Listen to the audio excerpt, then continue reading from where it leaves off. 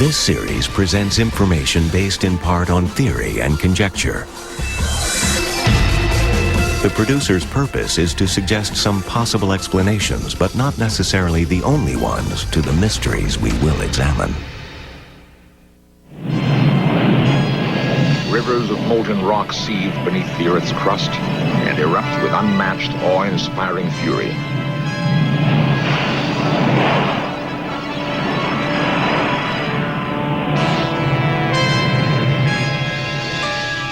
Legend tells us that primitive man thought volcanoes must surely be the home of angry fire gods. Man, still in awe of fire, has learned to tame it. And yet around the world, a bizarre ritual persists. Man knowingly and willingly matches himself against the flames.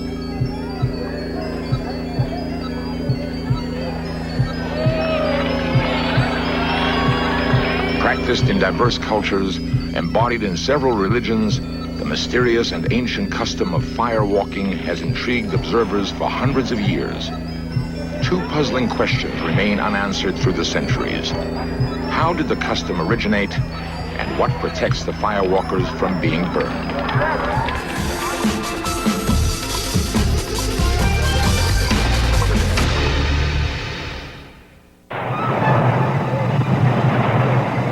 With awesome force and brutality, fire destroys all in its way.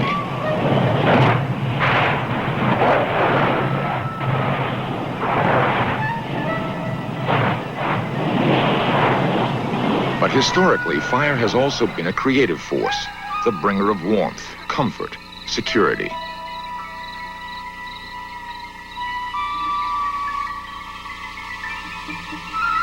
Our early ancestors learned to use fire about 400,000 years ago. Imagine the first brave soul who approached the forest fire or volcano and captured the fearful, awesome giant. Suddenly, light and warmth were his, and with it, an easier, more settled life. But it would be many thousands of years before man would learn to make fire at will.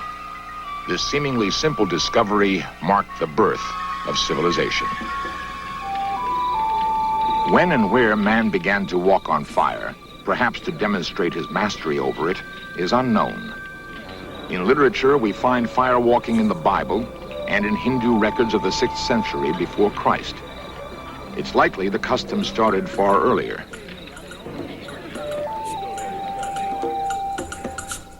In the modern world, firewalking is surprisingly widespread. It crosses continental boundaries, cultural and religious heritage.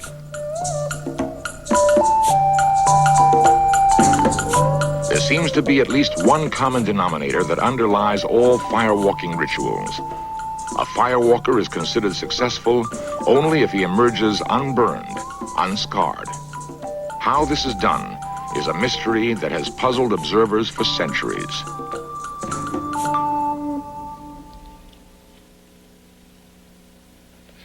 I can keep my skin next to this flame for less than a second before I feel pain. A second or two longer, the skin would turn red and blister. Yet most firewalkers are in contact with searingly hot coals for much longer than I could possibly keep my finger in this flame. They seem to be able to turn off the physiological mechanism that causes burning. But how? Although some skeptics may claim there's a trick involved, a more convincing argument comes from experts investigating the powers of the mind. I have spent 18 months in India, Burma, and parts of Tibet, and I've observed firewalking on two separate occasions. Psychologist Sidney Walter is president of the California State Hypnosis Association. And I'm fairly convinced, even though there's arguments pro and con, that's a total state of disassociation. Disassociation simply means that a person allows himself to feel that he is somewhere else. Now look to your left there and notice that bowl of ice water with ice cubes floating in it. Place your left hand in it and tell me if you feel it's cold or whatever you feel. It's freezing. Now I know from our talks previously you enjoy the beach at Nice where you spend some time. You're going to completely disassociate yourself from this place and time. You're now at Nice, on the beach. Just let go. Let go. No responsibilities, no obligations, no demands upon you. Disassociate yourself completely. No matter what I do, hold your hand and place it in water, whatever it is. After inducing a light hypnotic state, Dr. Walter helps his subject to disassociate. Concentrating on the beach scene. Your hands very limp. Concentrate on the beach scene. Keep concentrating on the beach scene. Concentrate on the beach scene. Keep concentrating on that beach scene. You feel very good. Under normal circumstances, the ice water would be tolerable for merely a few seconds. Totally disassociate now. You're at the beach. Gerard feels no discomfort whatsoever. His disassociation has turned off the experience of pain. To letter E. To letter E, you could open your eyes, feeling very, very relaxed and comfortable. A, B, you are very comfortable. C, D, and E. You could open your eyes now. How's the water now, Gerard? It's cold. Still has ice cubes in it. I believe strongly that a person could withstand tremendous discomfort and pain if they have absolute belief they're comfortable, and I believe they could experience tremendous torment and pain if they have absolute belief they have it, even though it's not present.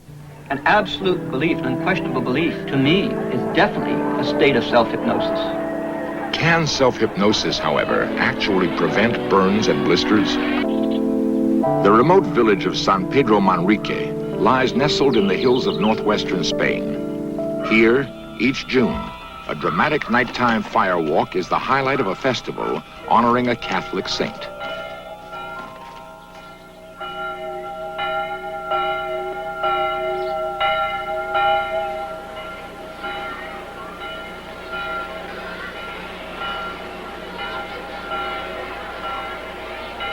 Tonight, in response to a vow made to the Virgin, many of these young villagers will attempt to cross the blazing coals.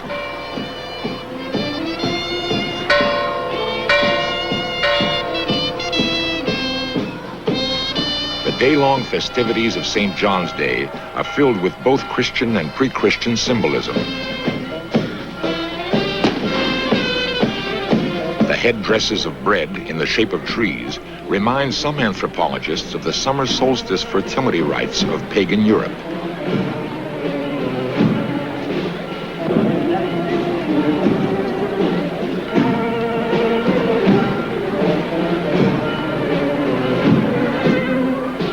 These ancient rites also included the building of bonfires and leaping through the flames. With the coming of Christianity to Spain, the name of the solstice celebration here was changed to St. John's Day.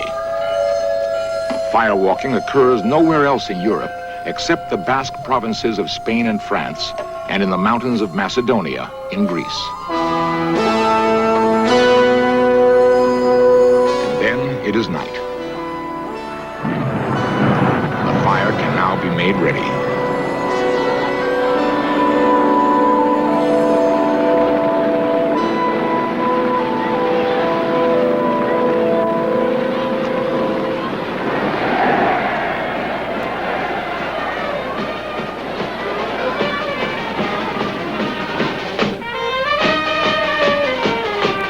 Enthusiastic crowds pour into the plaza. Excitement and anticipation fill the night air. The fire bed is now searingly hot, in excess of 1,000 degrees Fahrenheit, 5 times the heat necessary to boil water. No one knows who will be the first to walk. Once he is chosen, a sense of danger, expectancy, grips onlookers and firewalkers alike.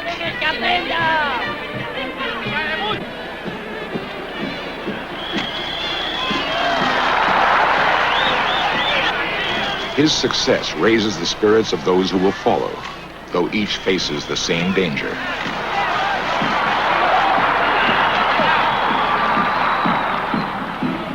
The Spanish firewalkers believe that the extra weight of a rider helps ensure success.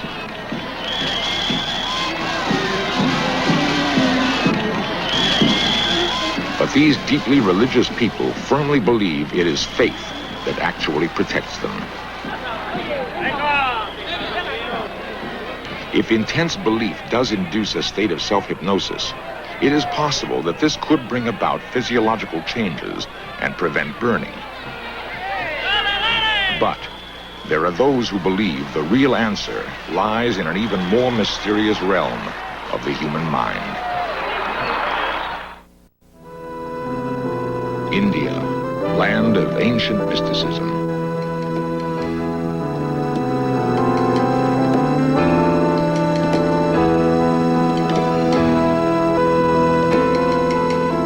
It is to Eastern thought that many feel we must turn to solve the mystery of how man can walk on fire.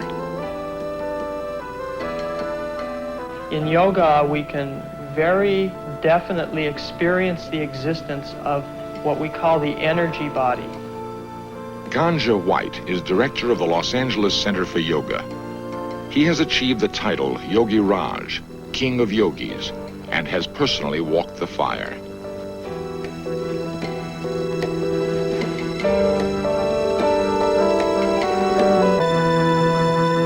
We are not just this physical body. There are subtler and subtler energy forms animating the body, both physiologically speaking and psychically speaking.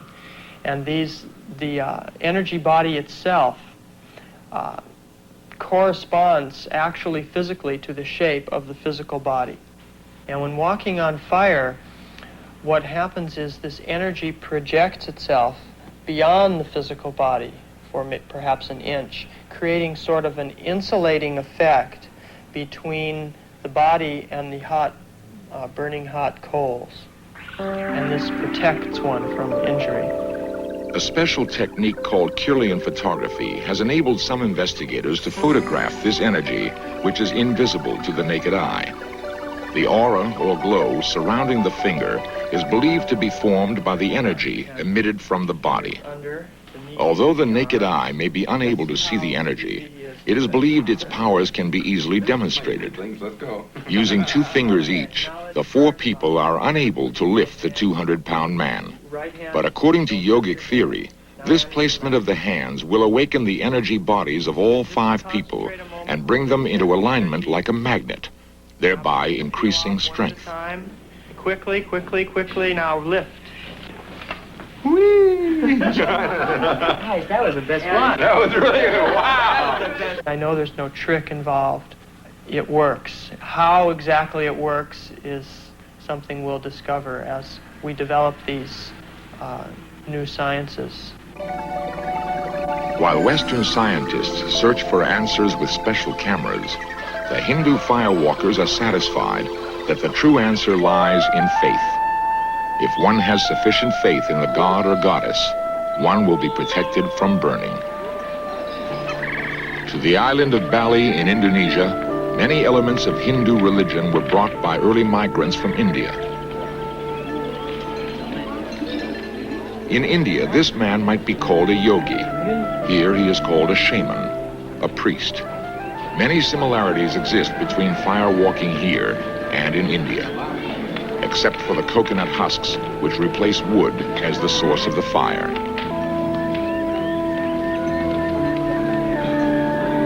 When illness strikes, the shaman will use his special powers to exorcise the disease from the village.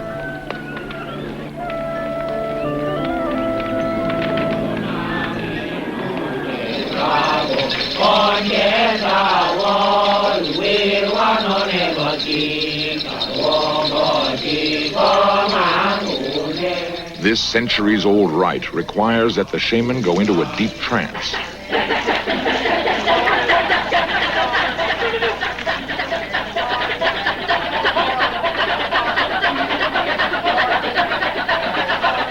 Trance states are a vital part of Balinese culture and religion. A whole repertoire of animal trances exists.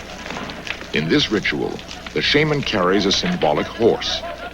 The Balinese believe that the entranced man has literally become the horse. His own soul has temporarily left his body to be replaced by the soul of the horse.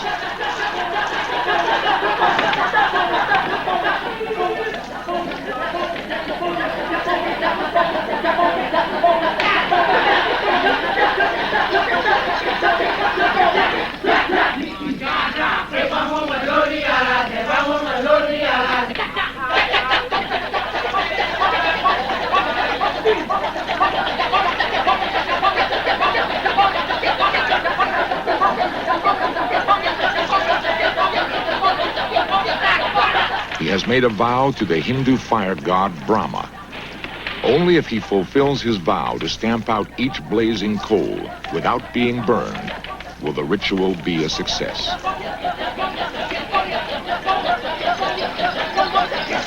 Although after a time his feet become blackened from the charcoal, he remains totally unharmed.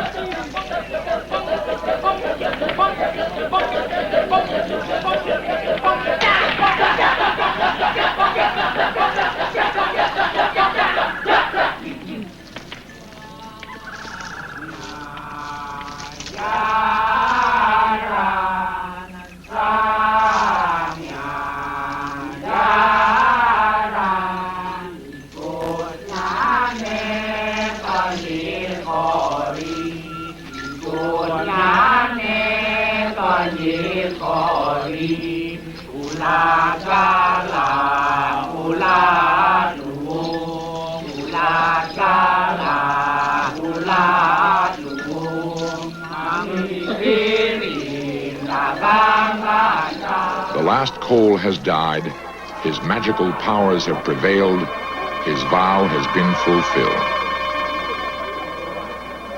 There has got to be some kinds of explanations that have to do with another science, certainly nothing that we know about. And I think that other science is in the area of parapsychology.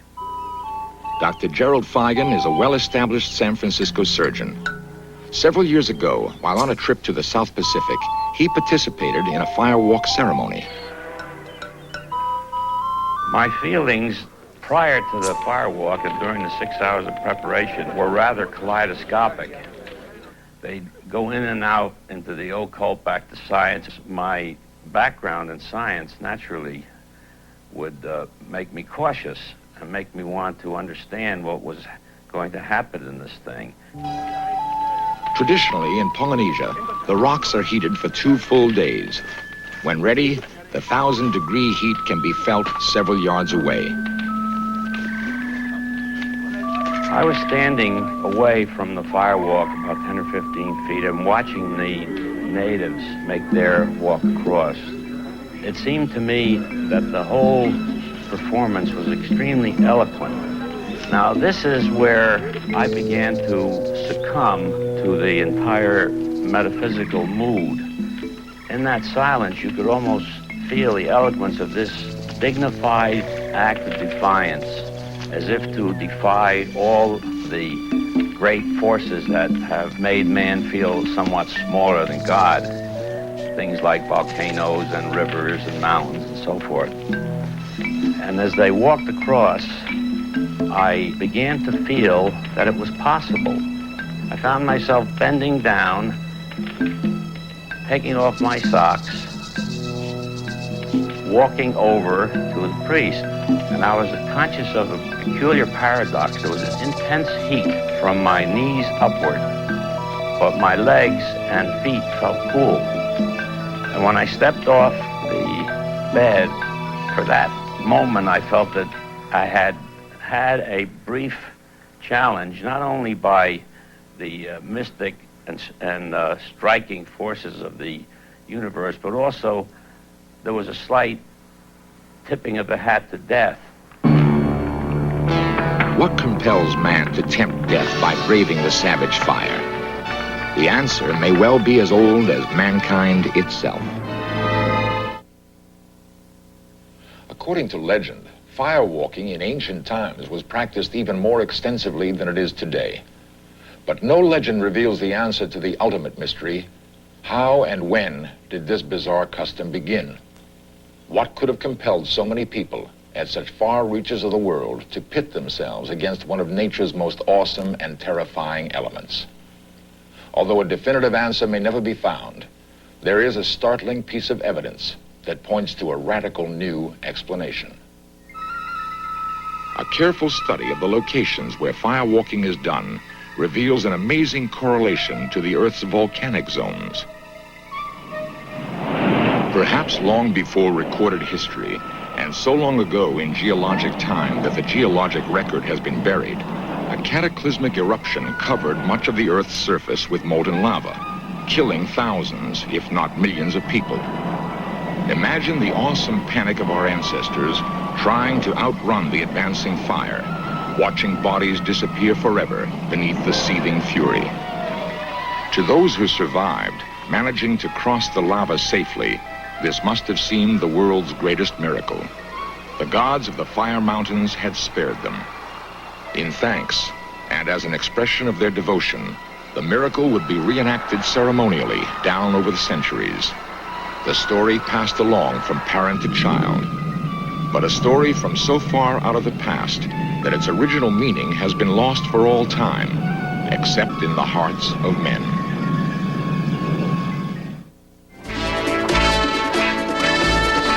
Coming up next, FBI The Untold Stories brings you the story of hijacker D.B. Cooper. Then History's Crimes and Trials investigates the assassination of the father of modern India, Mahatma Gandhi. And later tonight, a museum in a box, startling letters from Mary Todd Lincoln and other fascinating things from the past with a story to tell on History's Lost and Found at 8 here on the History Channel, where the past comes alive.